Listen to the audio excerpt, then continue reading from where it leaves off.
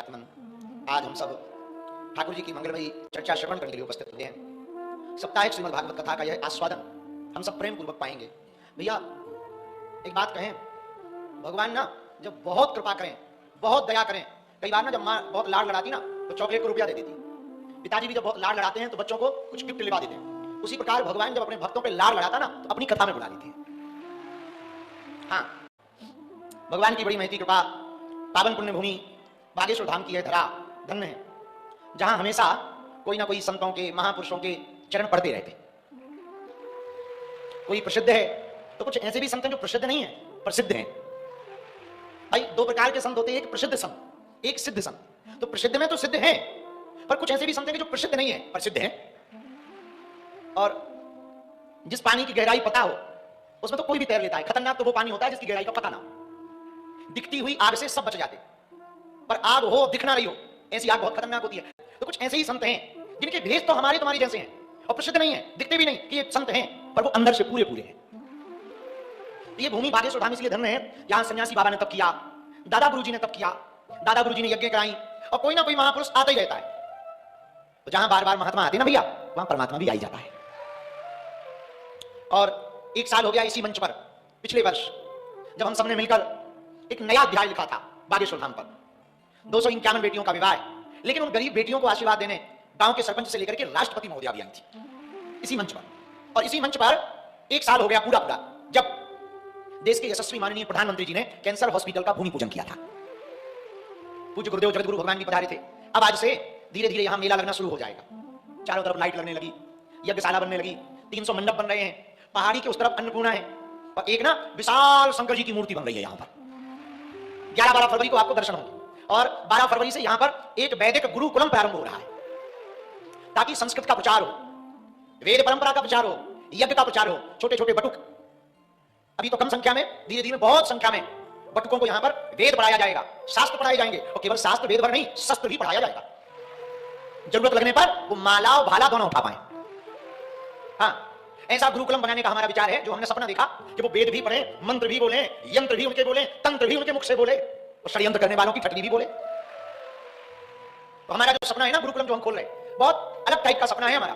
12 फरवरी को परम पूज्य अनंत श्री विभूषित पूज्य श्री रमेश भाई ओझा जी यहां पधार रहे हैं, और 12 फरवरी को वो गुरुकुलम का उद्घाटन करेंगे। बनारस से विद्वान आ रहे हैं गुरुकुलम के पढ़ाने के लिए। टीचर जो रखे ना, अंग्रेजी में जिन्हें टीचर कहते, हमारी अपनी गांव की भाषा में उनको गुरुजी कहते, वो भी बनारस से आ रहे हैं। बनारस से यहां रहेंगे, पढ़ाएंगे, उन बालकों को पढ़ाएंगे। और हमने एक योजना सोची है, अभी नहीं 3-4 साल लगेंगे उस योजना को सफल होने में, पर आज बीज बोएंगे तो कल वो पेड़ बनेगा। किसी भी मकान को बनाने के लिए सीधी दीवार थोड़ी बनाई जाती, पहले खुदाई करके नींव भरी जाती, और जितनी गहरी नींव होगी उतनी ऊंची बिल्डिंग बना दो। फिर एक बिल्डिंग हिलती नहीं है, और ऊपर दीवार धर दो, एक धक्का में स्वाहा।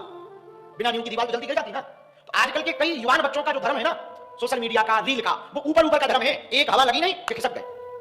तुम देखो सावन का महीना आता है, कितने शंकर जी के भक्त दिखाई पड़ते, बम बम बोले, हर हर बोले, घर घर डोले, चप्पल छोड़ देते, अलग घूम रहे, कौन घूम रहे, शंकर जी आ रहे। देखो तुम जगह, और सावन खत्म हो यहाँ से गायब हो जाती, सब पता ही नहीं होता। नवरात्रि आती है, जगह जगह नवरात्रि, जय माता दी, जय माता दी, जोर से बोलो जय माता दी, अम्बे तू है जगदम्बे कारी, जय दुर्गे खप्पर वाली, तेरे ही गुण गाएं। ऐसी आरतियां, ऐसी पूजा चल रही नवरात्रि में। और नवरात्रि में 9 दिन दुर्गा दुर्गा, 10वें दिन राम राम राम राम, बजरंग बली बचाए, वही गायब हो जाते। तो हमने ना एक विचार किया, रील के जमाने में रियल सनातनी कैसे खोजें।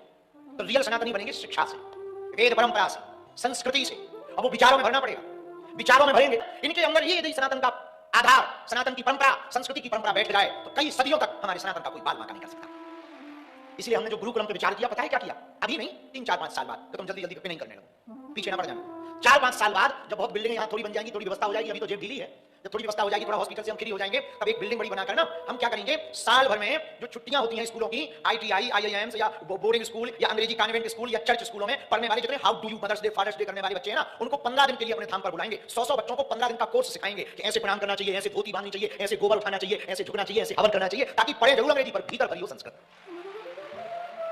रहे अंग्रेजों के बीच में, बोले हाउ डू यू, और प्रारंभ करें सुबह का सीताराम से, माता पिता को प्रणाम से।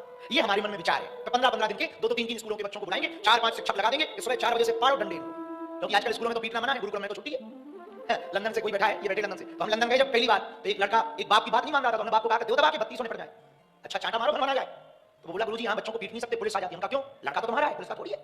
बोले लड़का जरूर हमारा है, पर यहाँ का कानून है, बच्चों को पीट नहीं सकते। हमने उसको सलाह दी, काम करो टिकट कटवाओ, इसको भारत लाओ, पीटना फ्री है। हाँ, भारत ले आओ, दे दबा के टिकट लो, चल बेटा वापसी।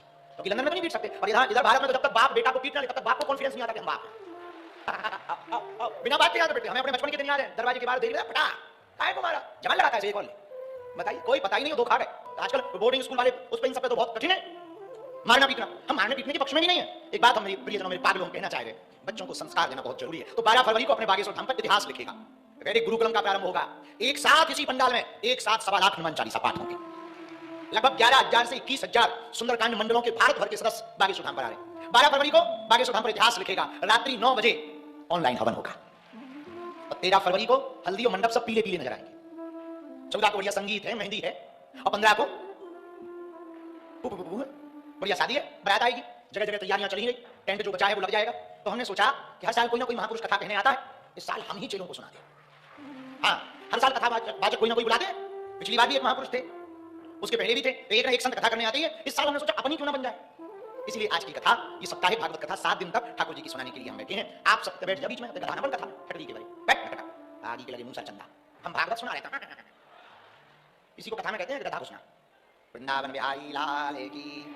अब आज की कथा को शुरू करें। 7 दिन तक यहीं रोज 2 बजे से, कितने बजे से? 2 बजे से 5 बजे तक भागवत, 1 घंटा का ब्रेक और दिव्य दरबार। कल शनिवार का दरबार तो दिन में ही ठोक देंगे, भूत पहले निपटा के फ्री करेंगे। हाँ, तो कुछ भूत हम भगाएंगे, कुछ भागवत से भागेंगे। हाँ, जो हमसे बच जाएंगे वो भागवत से भागेंगे। तो कल का दिव्य दरबार पहले दिन में, और फिर बढ़िया भागवत कथा, और चौथे दिन होगा ठाकुर जी का जन्मोत्सव। रोज एक ना एक संत, आज भी कुछ महापुरुष आए हैं, वो थोड़ी देर में आएंगे। उसके पहले हम लोग भागवत की चर्चा को प्रारंभ कर लें। वृंदावन बिहारी लाल की।